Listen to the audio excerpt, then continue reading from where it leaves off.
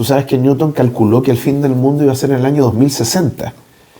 Y no estaba tan equivocado. Bueno, al paso que vamos, en todo caso.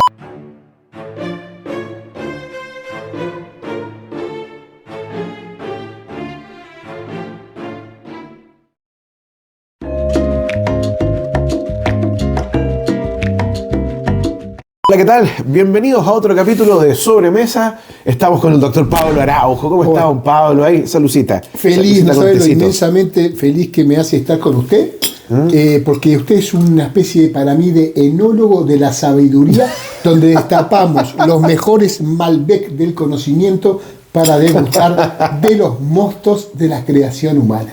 Yo me siento, y además hoy quiero contarles a ustedes, no quiero despertar envidia, pero el profesor me preparó una sopa de cebolla digna de escritor en una guardilla francesa. Estamos comentando eso. Sí. ¿Verdad?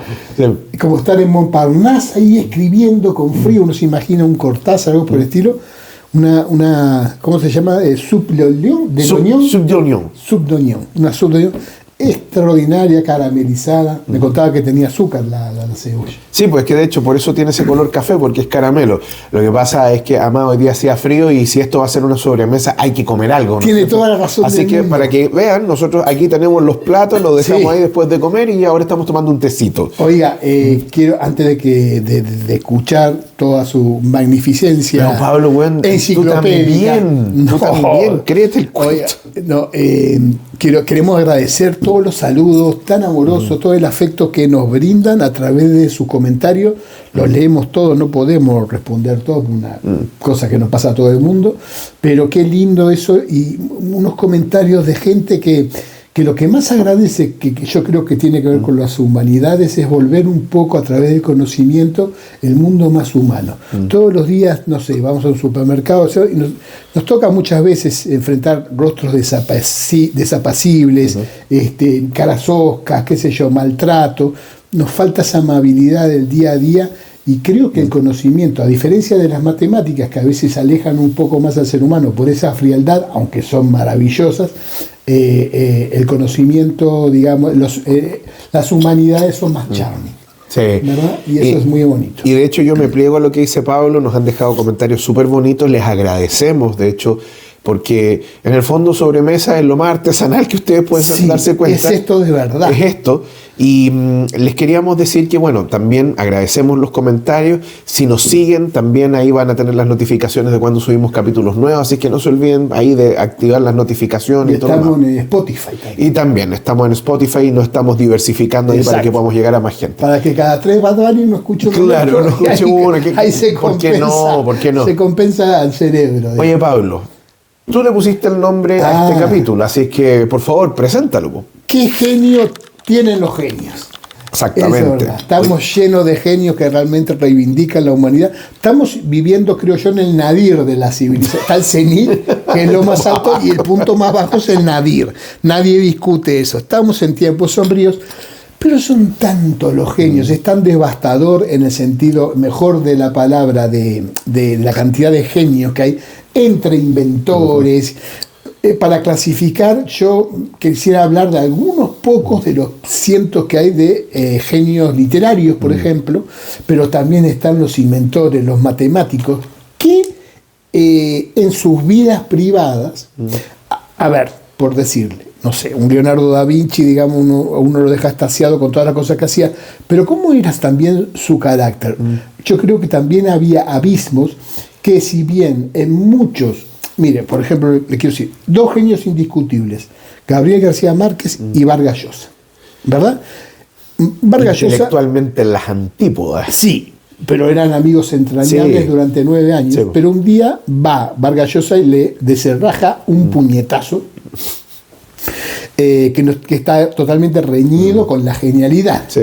Porque es la fuerza bruta, remite un poco a su padre, Ernesto, que en realidad le golpeaba a su madre, lamentablemente era un hombre muy autoritario, pero aún así, si bien, como repito, está reñido con la genialidad, la virulencia y la intensidad, lo que tienen los genios muchas veces es que las cosas más mezquinas y mundanas también la viven con una intensidad que, si bien está bastante alejada de la genialidad, la ponen así. La pelea vino porque consideró una deslealtad Vargas Llosa, ¿verdad?, el hecho de que supuestamente se hubiera acostado Gabriel García Márquez con la esposa de Vargas Llosa, que era la prima, sí, en la vida real. Él la dejó después para irse con Isabel Presley, pero esto fue mucho antes, cuando ellos aún no habían ganado ninguno de los dos el Nobel, y él lo consideró, claro, una deslealtad, algo, por más que estaba separado, pero nunca se supo si fue así o si se la sedujo, algo por el estilo. La esposa, Patricia, lo rezongó justamente por eso, porque no estaba a la altura de alguien que fuera así. No, imagínate también personajes, por ejemplo, Beethoven. Beethoven también era un genio, un hombre que, por lo demás, la música de Beethoven, aunque ustedes no lo crean, es extremadamente simple, porque cuando tú escuchas, por ejemplo, la Quinta Sinfonía de Beethoven, ta ta ta tan, ta ta ta tan, lo que va a hacer Beethoven con eso es crearte un primer movimiento basado en esas notas. Porque de hecho, si tú miras cómo él empieza, toca esta música ominosa, ¿no? Ta ta ta tan, ta ta ta tan. Golpeando. Claro, golpeando, ¿no? Y después tú ves como ta ta ta ta ta ta ta ta ta ta ta ta ta, y sigue y te estira, te da vuelta, te cambia la forma en que lo presenta, pero finalmente es lo mismo. Así lo hace también con la novena, así lo hace con la Sexta Sinfonía, con la octava, en fin. Pero al mismo tiempo era una persona extremadamente dura. Dura con su familia. Él tenía un sobrino que era... ¿Es una desconfianza de la sordera o nada que ver? No, era un tema de carácter. Lo que pasa es que la sordera lo hace más agrio a Beethoven, ¿no? Y además es terrible, porque el gallo se dedica a la música, se dedica a componer, a trabajar con el sonido, y pierde la capacidad de oír. Entonces eso lo convierte en un ser extremadamente huraño. Tenía este sobrino que en el fondo Beethoven le controlaba la vida, y era una cuestión brutal. Lo de huraño se repite mucho en muchos de los inventores también y compositores. Es una característica que a veces abarca a muchos. Bueno, el mismo Tesla pues, tenía, ¿cómo se llama esta cuestión? Misofobia. La misofobia es el miedo a las bacterias, a los microorganismos. Sí, tenía un toque, y creo que y además que se lavaba 18 veces, las 18 manos, servilletas. Sí, no, 18 veces se lavaba las manos. Claro, porque todo tenía que ser múltiplo de 3. Claro. Entonces tenía una obsesión. Y era una cuestión brutal, porque en el fondo eso te limita socialmente. Pero al mismo tiempo, estos mismos gallos son, por ejemplo, gente que te da una obra tan fantástica y maravillosa como la novena Sinfonía de Beethoven, es de donde sale, ponte tú, no sé, por la genialidad de un Van Gogh, ¿ya? Que, por ejemplo, ese cuadro de La Noche Estrellada, ¿no es cierto? Es un cuadro tan hermoso, casi surrealista, ese es el tema. Claro. O, por ejemplo, un Newton que probablemente, por lo que yo he leído, o sea, de las biografías de Newton, la forma en que él se relacionaba con la gente, da la impresión de que podría tener algún tipo de neurodivergencia. O sea, perfectamente Newton podía estar dentro del espectro autista. Totalmente. De hecho, los alumnos lo llamaban el ermitaño de laboratorio. Sí. Él se ensimismaba, pero yo pienso que obedece también a la intensidad. Y tenía una paranoia que es muy común en muchos genios, a los plagios. Entonces acumulaba textos que no publicaba.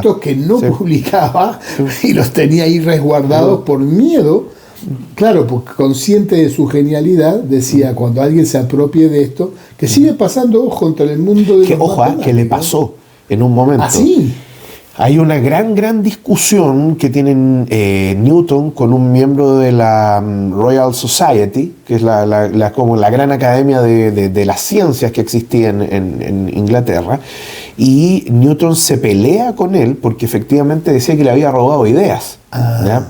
Y además, de hecho, no me puedo acordar del apellido de este personaje, pero bueno, cuando Newton se convirtió en el presidente de la sociedad, mandó a sacar el cuadro del gallo. Era vindicativo. Sí, vengativo, totalmente. Newton, sí. Y además tenía toda esta cuestión media así como que le gustaba lo oculto. Tú sabes que Newton calculó que el fin del mundo iba a ser en el año 2060. Y no estaba tan equivocado. Bueno, al paso que vamos, en todo caso. ¿En serio? Y lo había calculado porque él había encontrado, según él, ¿cómo se llama? Había hecho análisis matemáticos de las Sagradas Escrituras. Entonces, eso le permitía, ¿no es cierto?, sacar la conclusión. Sí, y yo había leído que él tenía un diario donde confesaba pecados infantiles que lo atormentaban hasta sus últimos días, porque era muy religioso en un sentido muy ortodoxo. Y esa característica, además soltero empedernido, ¿no? Soltero empedernido. Totalmente. Y Tesla, sáquenme ustedes esto porque yo la verdad, pero Tesla, por ejemplo, Nikola Tesla, que la gente no sabe que el auto Tesla de repente, Elon Musk lo puso, o sea, de repente lo sabe, de repente pero no. ¿cachai que Elon Musk no es el creador del Tesla, no? ¿What? Lo que pasa es que él compró la compañía de dos individuos, de dos inventores que se forraron también. Y Elon Musk llegó como un inversor, ¿ya? Y les terminó quitando la compañía. Bien pagados, hay que decirlo, pero les terminó quitando la compañía. Y bueno, pero Elon Musk no sabía ni siquiera, si estaba, ni siquiera. Creo que había una rivalidad con Thomas Alva Edison. Sí. Creo que era muy celoso Edison también, porque el genio, era mucho más genio. Pero lo que pasa es que también tenía sus razones. El benefactor de Tesla era Westinghouse. ¿Cachai? Y es la guerra de las corrientes. Sí, la guerra de las corrientes, claro, ¿así le llamaban? Sí, porque la corriente alterna contra la corriente directa. Claro. Entonces, cacha la cuestión. Para mostrar lo peligrosa que era la corriente que defendía Tesla, Edison, qué terrible lo que decir, pero bueno, Edison compró un elefante y lo electrocutó para mostrar lo peligrosa que era la corriente. Entonces, y era muy desleal. Y además, Edison era un gran amigo de lo ajeno con las ideas de otros. Sí, qué terrible. Sí, con razón patentó tanto, digamos. Sí, bueno. Tú sabes que hay gente que, bueno... Sí. Ahora, y hablando de Westinghouse y Tesla, llama la atención lo desprendido que era para la plata, como que la plata pasaba a segundo lugar. No le podía importar menos. No le importaba menos. Sí. De hecho, para Westinghouse creo que en un momento dado estaba muy mal económicamente y él renunció a su patente para que subiera la compañía. ¿No? Y de hecho, ojo, que Tesla era dispendioso con la plata propia y la de otros, porque tú cachai que él, por si acaso, Tesla es un personaje reivindicado fundamentalmente por dos países, que son Croacia y Serbia. ¿Ya? Pero para todos los efectos, Nikola Tesla era serbio. ¿Ya? Okay. Y de hecho, Tesla viene de una familia donde la madre, de ahí viene la genialidad. Tú sabes que la mamá de Tesla es una mujer que era una campesina, ¿ya? Hija de un sacerdote ortodoxo, que la mina aprendió a leer ella se enseñó a leer y a escribir. Espérate, no solo eso. O sea, si se hizo su propio silabario. Aprendió idiomas sola, sin que nadie se lo enseñara. O sea, ya la genialidad corría. Y aquí te vais de espalda. Más encima, demostró ser una gran matemática. De hecho, producto de esto, Nikola Tesla afirmaba, a quien lo quisiera escuchar, que el sexo femenino era superior al masculino. Esa era la fuente de toda genialidad. Y de hecho la madre Nikola Tesla probablemente le heredó su genialidad al hijo. Ahora, yendo a la historia que te contaba, Tesla entró a la universidad, iba a todos los cursos, pero nunca daba las pruebas. Y lo terminaron echando o se fue. Hubo un tiempo en que desapareció y la familia creyó que se había muerto. Y lo encontraron, no sé, dando clases de pintura en un colegio. Después volvió a la universidad, se fue a Praga a estudiar, pero Tesla aprendió griego y latín, pero nunca aprendió checo. Entonces, él vivía en Praga, donde se hablaba checo, él hablaba alemán también. Nunca quiso aprender checo, así que por eso se fue de la universidad. ¡Qué loco! Entonces, pero sí iba a las clases donde hablaban otros idiomas, ¿me entendí? Entonces, bueno, y después emigra a los Estados Unidos y ahí inicia su carrera, ¿no es cierto? O sea que ahí podría haberse primero ¿cómo se llama? El síndrome, ¿no? De Pigmalión, de que cuando la mamá, probablemente cuando la madre, que tiene un aspecto muy positivo, le dice a su hijo, le hace creer de alguna manera que es muy capaz, y eso el hijo después termina cumpliendo la vida y saca lo mejor de él. Podría haber eso. Ahora, ahí con la madre aprendiendo idiomas y a leer sola, había un cerebro ahí Sí. maravilloso. Hay superioridad en ese ¿Y sentido. es mito o no? Le pregunto, porque pensé que Tesla además que había hecho armas de guerra, creía que podía o no. O sea, había ofrecido hacer el rayo de la muerte, se llamaba. ¿Qué El rayo de la muerte. ¿Qué es eso? Mm. Pero para derribar que ejércitos. Nunca. Mira, a ver, hay varias cosas que Tesla se vuelve precursor. Ya. ¿Ya? Entre ellos, por ejemplo, el gallo decía que podía transmitir energía sin cables. Cuando hizo ¿Te lo del acuerdas? barquito. Y la torre esa gigante que manda a construir, que en eso se fue casi toda la plata, po. Pero tú sabes quién le acerruchó el piso.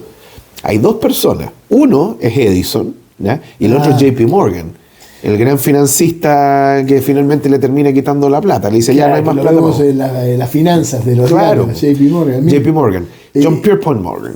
¿Y qué le hizo? ¿Cómo le desarrolló el piso Edison? Edison, poniéndolo mal con todo el mundo, diciendo que era un loco. Uy, y que pero qué no. mezquindad absoluta. Sí, no, sí. Bueno, es Se que nos cae Edison. Edison era despiadado. Era una ambición Sí, terrible. sí. O por ejemplo, Guillermo, y más encima no es solo Edison, Guillermo Marconi, a quien nosotros llamamos claro. el creador de la radio y todo lo Sí. demás, le robó la patente a Tesla, pues. Sí. Tesla es Sí. el creador de la radio. Entonces, él decía, si yo puedo transmitir ondas, ¿no es cierto? Y puedo mandar señales, ¿no es cierto?, a un aparato que la traduce y la convierte en sonido, quizá lo puedo hacer también con la energía eléctrica. Entonces... Eso mismo, porque él salió en la revista Time, yo lo había visto. Sí, O sea, llegó a sí, salir en la revista sí. Time, como a los 75 años Sí. de estilo. Y estuvo en Nueva York, y en el Central Park puso un barquito. ¿A lo de las palomas, dices tú? El no, barquito. El barquito, el sí. barquito, y lo Sí, movió, y sí. nadie podía creer que el barquito Sí, no tenía cables. Nada. Lo Sí. de las palomas de Tesla, Sí. yo había escuchado que tenía un amor a una paloma blanca que tiraba rayos, o no. No. Nada que ver. Lo que pasa es que el gallo, él creía que las palomas eran sus amigas. Ya. Lo que pasa es que, a ver, era una persona muy sola ya y muy vieja cuando muere. Vivía en un hotel, de hecho, en un cuartucho del hotel. Bueno, no un cuartucho, vivía en un cuarto del hotel, un piso que, bueno, ahí todo. Que las piezas tenían que ser múltiplo de 3. Una Claro. locura de TOC hacia Y lo otro es que, mira, afírmate. Aquí vamos a entrar en la teoría de la conspiración. Cuando Tesla muere, le sellan la habitación. Llega el FBI, ¿Por qué? le sellan la habitación, secreto de Estado. ¿Lo envenenaron? ¿No? No, simplemente, no, él se muere de un ataque al corazón, o un derrame cerebral, no lo recuerdo bien.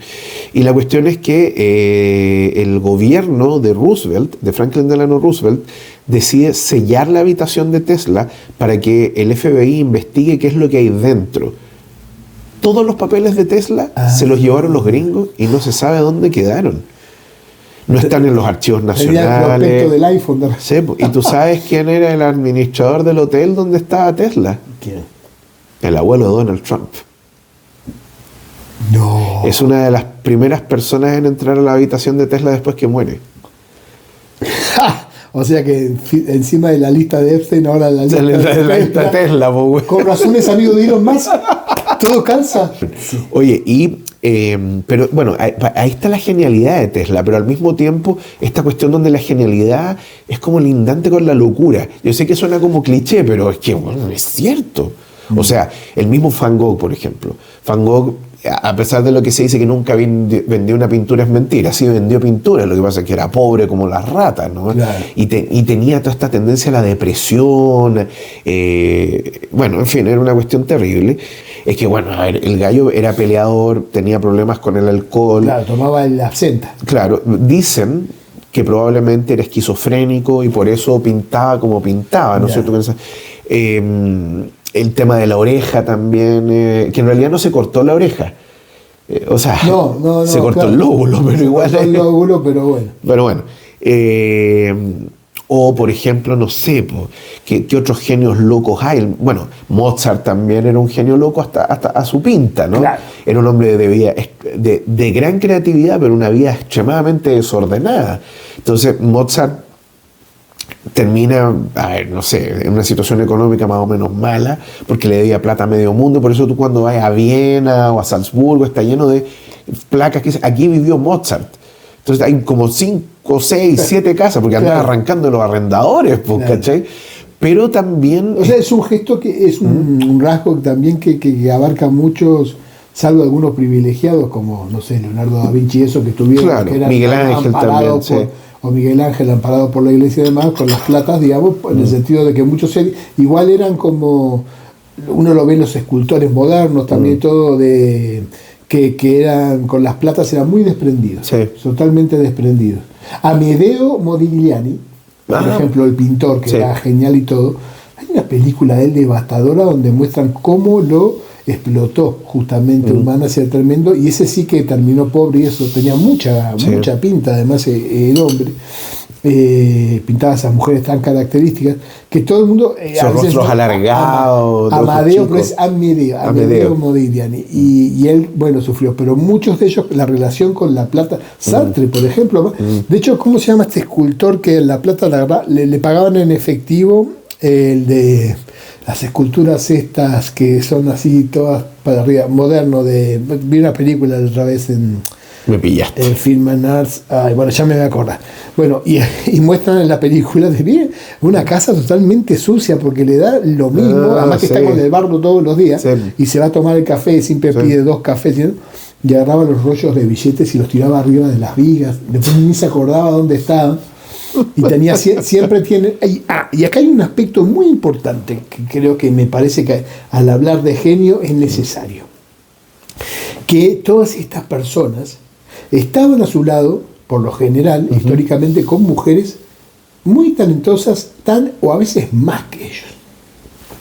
¿Y qué pasa acá? Entonces, al hablar de qué genios tenían, los genios y las genias. Sí. Y hay casos muy dramáticos, y y quiero contar esto brevemente porque me parece que viene al caso, de la genialidad en el sentido de cómo puede llegar a terminar con la vida de una persona cuando dirige la furia para hacer justicia con lo que le está pasando hacia ella misma persona.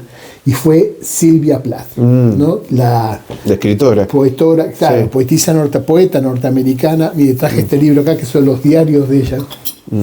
Es un libro tremendo. Yo, para el que no la conozca, les recomiendo. La única novela que escribió es La campana de cristal, pero a ella le pasó, mire, para sintetizar de alguna manera, porque las vidas son mucho más complejas y ameritan mucho más profundidad. Sylvia Plath tenía una genialidad que superaba la de su esposo Ted Hughes, que era un gran poeta. Sí. Cuando ellos iban a una reunión social, ¿verdad? Una vez conocieron a T.S. Eliot, el poeta, pero Sylvia Plath la presentaban como la esposa de, la esposa de, y ella veía mermada, entonces no quería ser la musa. Pero ¿qué le ocurría internamente? Le pasaban varias cosas. Una, que ella denostaba un poco el privilegio que tenía el hombre, digamos, en el sentido machista, de poder, de privilegio, de todas estas prerrogativas, pero al mismo tiempo, si renunciaba a esas, lo veía como débil y no la admiraba. Sí. Y también le pasaba que no tenía un conflicto irresoluble, que era cómo hacía ella para ser independiente cuando lo amaba, y lo que detona todo esto es cuando él, que era muy mujeriego, le mete los cuernos con Asia Bale, que era una mujer hermosísima, también muy... Pero Sylvia Plath igual tenía lo suyo. Sylvia Plath era preciosa. Sí. Y escribe, entonces va furiosa y lo arrojan Ariel, que es su obra cumbre, que era el nombre de su caballo en Londres, y también el personaje de La Tempestad de Shakespeare. Y son unos poetas, pero de una genialidad tan desgarradora, tan impresionantes. Ojo, no son inmediatos en el sentido de que hay que estudiar un poquito las referencias, pero es una genialidad tan desbordante a la cual nunca llegó Ted Hughes, y eso que Ted Hughes era genial. Y ella, lamentablemente, un día dice: ¿qué hago? Me dedico a ser la musa y pierdo mi esencia de escritora, me relego a este papel de madre, no sé cuánto, y dice: me mataré. Y pone la cabeza en el horno y concluye así su vida a los 30 años. Sí, nada. Nada.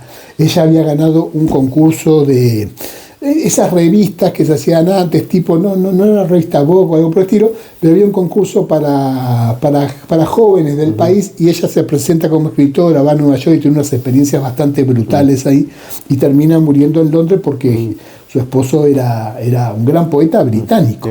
¿Cuántas hay así? ¿Sabe que, por ejemplo, Jackson Pollock, la mujer de Jackson Pollock tenía más talento que él? Estaban las mujeres después, qué sé yo, también se hablaba de Donoso, acá en Chile, ¿verdad? O las de Hermann Hesse en Alemania, que cuentan en cartas sus dramas que tenían por estar con estos hombres que eclipsaban, sobre todo en los tiempos, y la mujer más genial que él probablemente pasaba a un segundo plano como musa. Entonces Silvia Plath decía, no quiero ser la musa. ¿Me explico? Pero socialmente, pero claro, pero al mismo tiempo era muy acogedor porque la aceptaban en todos los ambientes. Pero es lo que pasa, por ejemplo, bueno, a mí nunca me ha gustado mucho las pinturas de la Frida Kahlo, ¿no? Pero lo mismo Kahlo y Rivera. Claro. O por ejemplo, mira, acá en Chile, a pesar de que no se da el binomio. Y Rivera la trataba de manera. Pésimo, ¿no? Bueno, gordo infame, bueno. Pero no, un ser humano desleznable, bueno. Pero, bueno, la Frida Kahlo también no lo hacía mal, pero ya, vos tuvo un accidente horroroso. Sí, con un tubo en una micro, de hecho. O, por ejemplo, estoy pensando, hay una poetisa chilena cuya obra es más o menos conocida, que es la Teresa Wilmont.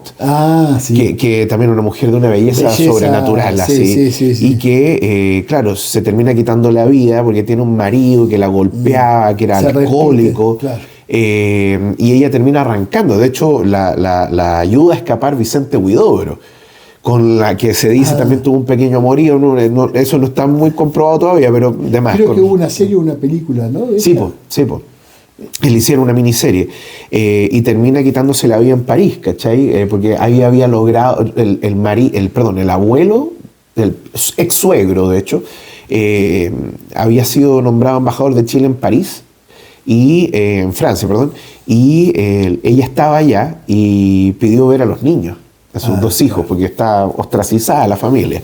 O no sé, se me ocurren otros. Bueno, el mismo caso que la Virginia Woolf, por ejemplo. Y así podríamos seguir.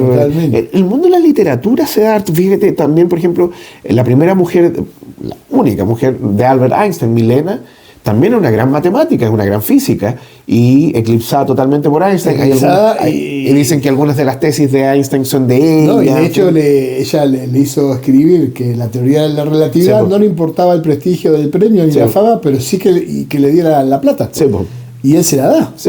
Así que Milena, como... Oiga, lo otro que es muy interesante, bueno, quiero hablar primero de cuando uno conoce a un genio. Yo conozco a usted, por ejemplo, que es un genio. Yo no soy un genio. Bueno, pero me acuerdo que una vez, que creo que lo conté acá, y perdón si lo repito, pero cuando yo era joven, iba caminando por Tristán Narvaja, había una librería que siempre pasaba y había un libro en la vitrina que era Notas para una contribución a un estudio materialista de los hermosos y horripilantes destellos de la cabrona tensa calma. Yo dije, no, este libro lo tengo que tener. ¿Qué locura es esto? Mauricio Redolés. Y me dice, pero es un poeta chileno. Y después tuve oportunidad de entrevistarlo. Y la verdad, que tipo más brillante. Cuando uno conoce gente que estuvo ahí, ya su sola presencia y demás inspira a uno muy generoso. Además, porque podría haber otros de carácter adulto. Oiga, y sabe que, mire, preparé una frase y bueno, me olvidé de los apuntes, pero se las quiero hacer a los amigos televidentes, saber qué interpretan de esto si yo les dijera: el obsceno gerente buscó el resplandor para romper el hielo de la adicción. Dice, este está loco, la sopa del profesor debe algo tenía propiedades alucinatorias, claro, exacto. No. Las palabras que acabo de decir, incluso una frase hecha, son todas inventadas por Shakespeare. Shakespeare inventó 1700 palabras. Es de locos. Por ejemplo, antes de Shakespeare no existía la palabra gerente, tampoco obsceno. Se entendía el concepto, pero no estaba cristalizado en una palabra. Frases como romper el hielo, sangre fría, frases hechas que trajo Shakespeare. Adicción. No existía la palabra adicción. Obviamente uno entendía que era cuando una persona estaba muy apegada a algo y dependiente de ese placer, de esa cosa que sea, pero no tenía un nombre. Y Shakespeare necesitó ponerse eso de un genio, realmente. O sea, podríamos estar 8 horas hablando solo de Shakespeare, pero ¿por qué? Porque Borges decía una cosa que era tan bonita y decía, ponerle nombre a algo, a una enfermedad, ya es parte de la curación de la misma, en el sentido de que cuando uno tiene un problema, por ejemplo, psicológico, si eso tiene un nombre, en cierta manera uno lo alivia. Sí. No sé si me explico. Y Shakespeare era tan genial que salía a buscarlo. Por eso hago una correlación con Kierkegaard, que con el... no se habla mucho de esto, pero hay mucha gente, yo lo he padecido en algún momento dado, que siente un impulso a cometer algo irracional cuando no quiere hacerlo para nada, pero estoy hablando de una estupidez. Es como que... Lo que le llaman ahora los pensamientos intrusivos. Correcto, sí. Y que tiene miedo uno de repente que eso pudiera darse la realidad cuando dice, no, si esto es ¿cómo una se locura. te va a ocurrir? No, ¿cómo se te va a ocurrir? Y no tiene que ver con el vértigo, sí. Porque yo podría ir a una lancha una vez y no cuánto, ¿y qué pasa si me tiro al agua? No, pero ¿por qué me voy a tirar al agua si no me quiero? Bueno, no tiene ningún sentido. Entonces, psicológicamente, póngale usted que un psicólogo podría decir, un conductista podría decir, bueno, eso tiene que ver con la hostilidad reprimida, le estás dirigiendo un psicoanalista, qué sé yo, vaya a saber uno. ¿A qué cosa le tienes envidia? Sin embargo, Kierkegaard, otro genio danés, decía no, a él lo llamaba el mareo de libertad. Pero me encantaba, el mareo de libertad. O sea, entre todas las posibilidades que tenemos de hacer cosas, de repente podemos elegir una que vaya contra nuestras cosas. Y como decía Sartre, cuando voy caminando por un precipicio, nada me impide alojarme. O sea, nada, no hay nada. Pero uno tiene que recrearse y recrear el fantasma. Cuando uno cometió algún error o algo por el estilo, tiene que recrear el fantasma de lo. Por ejemplo, una persona fue infiel, puso en peligro su matrimonio y todo, fue perdonado, y después, ante una nueva tentación, va a tener que recrear el fantasma de eso para que no vuelva a pasar. ¿Y sabe por qué le quería decir esto? Porque otro de los genios que quería nombrar era David Foster Wallace, que no es tan conocido, pero merece serlo. Lo que pasa es que él nació en el 62 y murió en el 2008, se quitó la vida también. Sufrió una tremenda... ¿Te has dado cuenta cómo se repite eso? Es terrible. Pero miren, su libro más famoso es La broma infinita.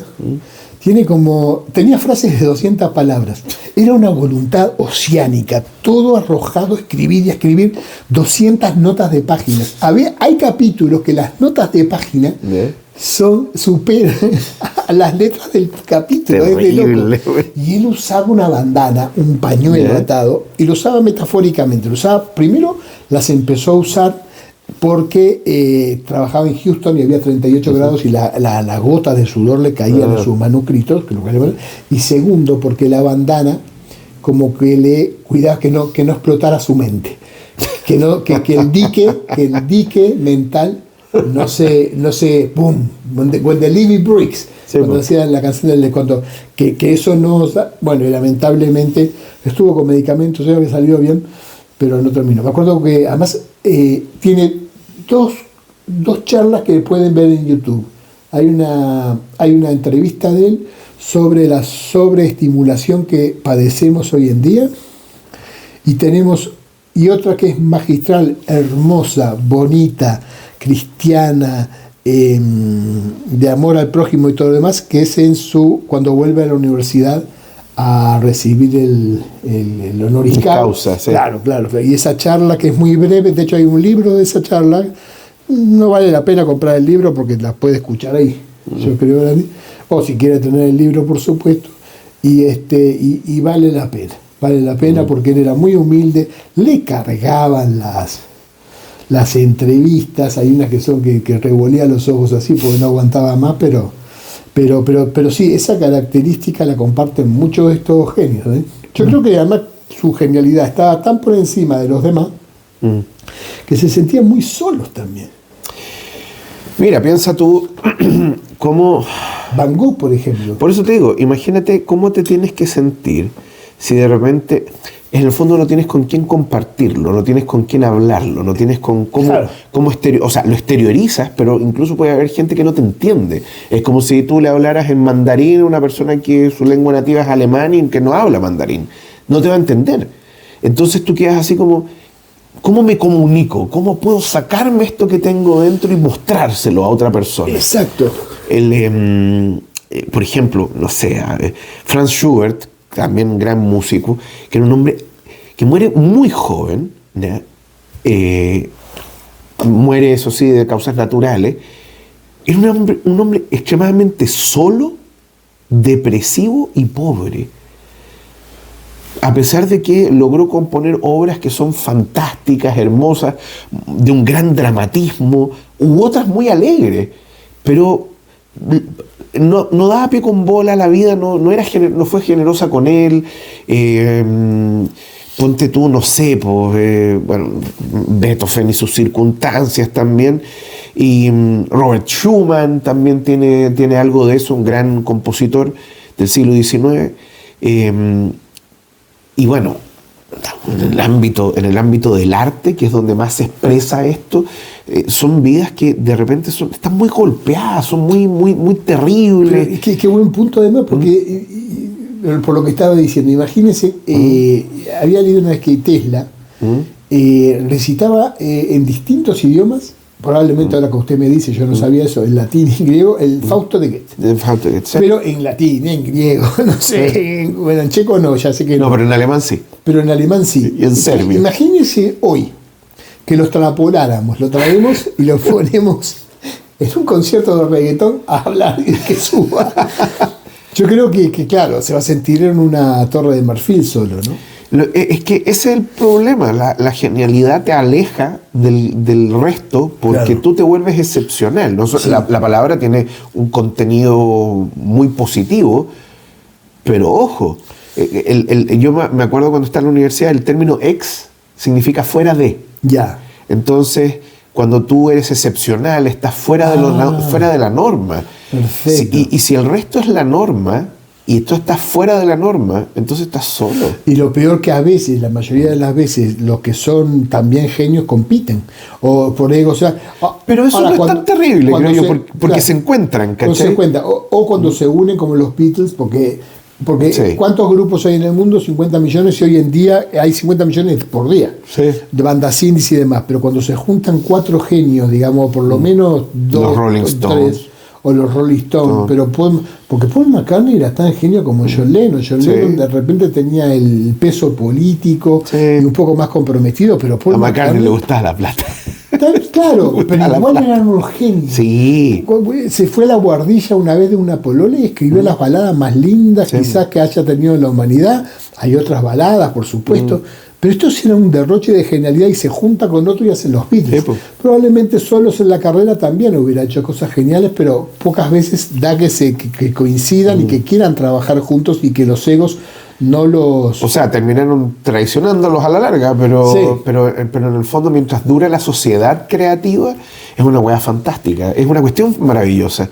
Piensa, por ejemplo, no sé, ¿qué hubiera pasado si en vez de competir, Tesla, Westinghouse y Edison hubieran trabajado con Zuno? O sea, hubiera sido quizá que habrían logrado, ¿cachai? Claro. Porque, ojo, a ver, Westinghouse no era un genio, pero era un hombre extremadamente trabajador y de grandes conocimientos. Tesla era el genio y Edison era un hombre que sabía vender lo que fuera. Pero sin un Westinghouse no hubieran podido plasmar. Claro, ese es el tema. Pero si hubieran trabajado los tres juntos, o por ejemplo, no sé... Ahora quedar loco eso de poner los egos para ponerse los tres a hacer algo que... Y más pero con que lo los habría, contaba de Edison. los habría convertido en leyendas más allá de lo que son hoy día. Claro. Bro. Entonces, imagínate, por ejemplo, un gran amigo de Mozart era Haydn. ¿Ya? Eran grandes ¿Eran amigos. amigos? Es muy amigos. Y de hecho, pero Haydn era el hombre bien portado. Ya. Pero de hecho, Haydn lo mete en la masonería, ponte tú, a Mozart. What? Sí, Haydn era masón, igual que y Mozart después se va a meter a la masonería. Haydn siempre andaba detrás de Mozart, ya, ordénate, etc. De hecho, hay una historia bien notable. Cuando Beethoven llega a Viena, Beethoven iba a ser alumno de Mozart y Mozart se muere. Entonces Haydn lo toma bajo su alero. Y Haydn es el gallo que lo empieza a empujar, lo empieza, preséntate aquí, preséntate allá, etc. Bueno. Es un Beethoven de 15 años, ponte tú, 16 años, muy joven. Y nuevamente, imagínate qué hubiera pasado con Beethoven y Mozart. ¿Cómo habría sido eso? Haydn también un músico fantástico, pero Mozart era un gallo que, por ejemplo, yo no sé si conoces esta historia, la del Miserere de Allegri. ¿No? El Miserere de Allegri es una obra que se tocaba en la capilla Sixtina y había pena de excomunión si tú que le importó un cuesco y lo escribió porque se lo aprendió de memoria de oído y lo empezó a tocar. O sea, la escuchó una vez. Y nada más, y con eso bastó. Entonces, imagínate esa genialidad conducida, trabajada, que fueran dúos de genios, tríos de genios, bueno, el cielo es el límite, ¿cachai? En el mundo de la literatura es un poco más difícil, porque claro, la literatura es como un trabajo medio... más personal. Claro, monopersonal, ¿no es cierto? Claro. Pero bueno, lamentablemente la genialidad parece que no es que traiga aparejada la locura, sino esa infinita y terrible soledad. Y los seres humanos, que muchos dicen, no, que gusta estar solo, pero en el fondo somos seres gregarios, ¿cachai? No nos gusta estar uno al lado del otro, así, hombro con hombro, pero tampoco porque lo rechazamos, pero tampoco nos gusta estar totalmente alejados, ¿cachai? No, sin otro ser humano al lado. No podemos sobrevivir, ya está probado hasta molecularmente. Bueno, imagínate cómo debe ser para estas personas que se sienten... total. Claro. La Virginia Woolf, por ejemplo, en Cuarto Propio, etcétera, claro, habla un poco de eso. Totalmente. De estar sola, ¿cachai? Claro, o sea, le gustaba... La necesidad de que tener un espacio. Claro, pero al mismo tiempo, si hubiera sido tan necesario, bueno, ¿por qué ayudó a crear el grupo de Bloomsbury, ponte tú? ¿Y por qué le gustaba compartir ideas con otros, etcétera? Entonces, pero ahí tienes un remedio a la soledad. Encontrar a otros que tengan... Claro. Ahora, ojo que en el grupo de Bloomsbury no había solamente, literatos, porque está, no sé, Maynard Keynes, que era economista, y un montón de otros personajes que no pertenecían al mundo de las letras, pero son espíritus afines. Sí, el trabajo artístico por lo general, tanto de la pintura o la música, expresa también cosas personales, pero que una las puede transformar en universal. Porque el mismo, no sé, en nuestro sábado alguien que yo quiero mucho, digamos, que no conocí, digamos, porque uno es como todos los libros que uno leyó de él, ¿verdad? Después, otra característica, después uno se da cuenta de la cantidad de envidia que los genios desatan a su alrededor. Sí. Tremendo. Me acuerdo de César Aria, que es un gran escritor argentino, igual pero habla peste de eso, habla mal de Borges. ¿Cómo? O sea, Borges, bueno, igual Borges se lo buscaba algunas veces, porque era bien especial el caballero. Era una integridad que me asombró, porque de impresionante. Y Borges además siempre le hacía un elogio, una apología a la clase media. Él decía que era lo más lindo, que él quería ser pero no era el padre Gatica. No. Borges lo hacía de verdad. Y me acuerdo, claro, en el túnel de nuestro sábado, ahora justamente de ese túnel, ¿verdad?, que uno vive a través de la historia de Juan Pablo Clamés, demás, que Camus después se la lavó. Y uno recomiendo a la gente que no lo conozca, Abaddon el Exterminador, que está el informe de Ciego, donde se decía que con eso era un palo para Borges. Y Camus, Camus, yo le digo Camus, en La Caída, un monólogo devastador que cuesta recuperarse después de eso, porque ahonda en su psiquis, pero en el fondo ahonda en la de todo el ser humano. ¿Tú has escuchado alguna vez que Ernesto Sabato, cuando escribía, entraba en trance? Sí. pero una cuestión que él no sabía cómo explicarlo. Sí. Que de repente como que se desdoblaba. Es que eso es hermoso. Es que vivía páginas y páginas y de repente se despertaba y se daba cuenta que había escrito 70 páginas. Tal ley de la procrastinación que le llamaban así, modernamente a Leonardo da Vinci, pero cuando uno entra en algo y vence esa resistencia y después se mete en eso, es maravilloso. Pero Camus decía en La caída de Malcolm, o sea que también por vanidad la cantidad de hombres que llegaron a ser inteligentes, pero esconden el esfuerzo con el que llegaron a ser inteligentes. ¿Me explico? Porque también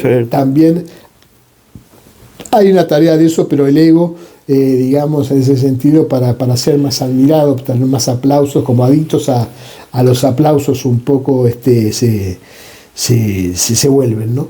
Ahora, lo de Leonardo da Vinci, amigo, usted, digo, 10 veces más experto que yo en eso, es realmente inconmensurable, digamos. O sea, da Vinci era hijo de un notario, ponte tú, ilegítimo, era hijo, los padres no están casados, lo mandan a estudiar con un aprendiz, con un maestro, ¿no es cierto? Y de hecho Da Vinci es un hombre de una genialidad, es como el epítome del hombre renacentista, el gallo que tiene varios talentos, que es una persona que es absoluta y completamente autodidacta, pero es capaz de pintar, es capaz de esculpir, es capaz de diseñar. Y hasta helicópteros, ¿no? Claro, y un avión, que es un planeador en realidad, que hay toda una historia que es bien chistosa, porque van a un monte, que es el monte Ceccheri, que era por lo demás donde tenía Da Vinci el taller, ¿ya? Y la cuestión es que dice, hay que probar si esto vuela. ¿Quién va? Pero maestro, es su te damos el privilegio. Y Da Vinci dice, sí, pero yo tengo que seguir creando. Entonces ponen a uno de los aprendices. Oh my God. Y la cuestión es que tenían que tirar, porque la idea era que, ¿cómo se llama? El planeador tiene que alcanzar la suerte de la delta era, ¿no? Son como las alas de un murciélago con cola. Entonces, ¿cómo se llama? Lo tiran por el monte para abajo y logra subir y planea. Vuela por unos 25 metros nomás y después se va al suelo, pero es que, no tenía más empuje, entonces no era posible que se sustentara en el aire. Pero Da Vinci logró hacer volar un pequeño planeador por 25 metros. Sobrevivió. El aprendiz, sí, adiós, gracias. Y Da Vinci estaba así, vamos a trabajar de nuevo. No como el elefante de Edison, pobrecito. Por si acaso, si les interesa, pueden buscar la historia de lo del elefante de Edison, que es terrible, pero bueno. Oiga, profe, me intriga el libro que trajo para ¿Te intriga? Recomendar. ¿Queréis verlo? Por favor. Ya. Ha llegado el momento de la recomendación de libros. Este libro me lo regalaron hace 5 años atrás y me dio algunas pesadillas. Se llama Hambruna Roja, de Anne Applebaum. Este es un libro, la bajada de título dice La guerra de Stalin contra Ucrania. A ver, para darles un poco de contexto, en la década de los 30, en medio del proceso de industrialización en la Unión Soviética, Stalin decidió emprenderla contra los ucranianos. Me explico. En el fondo, Ucrania era el granero de Rusia y de la Unión Soviética.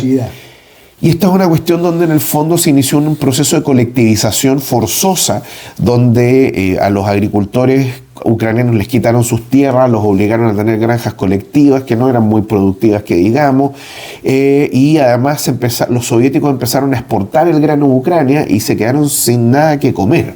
El tema es que esto provocó una hambruna conocida como el Holodomor en Ucrania, que es literalmente el holocausto, ¿verdad? Que no se circunscribía solamente a Ucrania, porque este experimento lo hizo Stalin en varias partes de la Unión Soviética, también está mucho menos conocida, que les recomiendo que estudien sobre esto, que lo busquen, la hambruna de Alash. Alash es Kazajistán. Y la cuestión es que, así como ocurrió en Ucrania, esto ocurrió en Kazajistán. Esta cuestión fue tan terrible, tan espantosa y tan bien premeditada por Stalin, que un sadismo total. ¿Cómo hay gente que puede reivindicar? Mandó a Nikita Khrushchev a organizar esta cuestión. Y la gente moría por centenares de miles, de haber muerto entre 7 y 8 millones de personas. Y de hecho hay escenas terribles y hay fotografías de gente reducida al canibalismo, ¿no es cierto? Porque literalmente no había que comer. Entonces, es un libro brutal, muy bien hecho, muy bien investigado. Se los recomiendo totalmente. Anne Applebaum Hambruna Roja, la guerra de Stalin contra Ucrania. Recomendadísimo. Oiga, y yo para recomendar, bueno, aparte de estos diarios de Silvia Plath que muestran justamente el sufrimiento de una genia en una sociedad donde solo ponderaba al marido, les puedo recomendar también libros de David Foster Wallace, que están muy escasos acá en Chile y muy caros, pero están en PDF en Academia Edu, los pueden bajar desde allí. Hay uno de las Viva el Open Access. que además que son de una inteligencia, mezcla hasta stand-up, filosofía, literatura y demás, tiene ensayos también excelentes. Y otro clásico de la literatura que realmente todo niño debería leer, y creo yo, y adulto, que es David Copperfield de Charles Dickens. Hermoso libro. Hermoso sí. Libro, donde muestra todas las facetas de la humanidad, desde la bondad, la crueldad y demás, con un abanico tan amplio y tan rico en detalles que uno sale de ese libro mucho mejor de cómo entró. Oye, estamos llegando al final de nuestro programa. Con Pablo tenemos que levantar la mesa porque estuvo bien buena la conversa, pero hay que lavar. Hay que lavar. Y nosotros nos despedimos hasta la próxima semana. Cómo no, querido profesor. Muchas gracias. Gracias por todo, por el alimento tanto de la sopa y el espiritual. Oye, y nos vemos, cuídense mucho. Y nada, pues, muchas gracias por estar con nosotros en esta sobremesa. Adiós.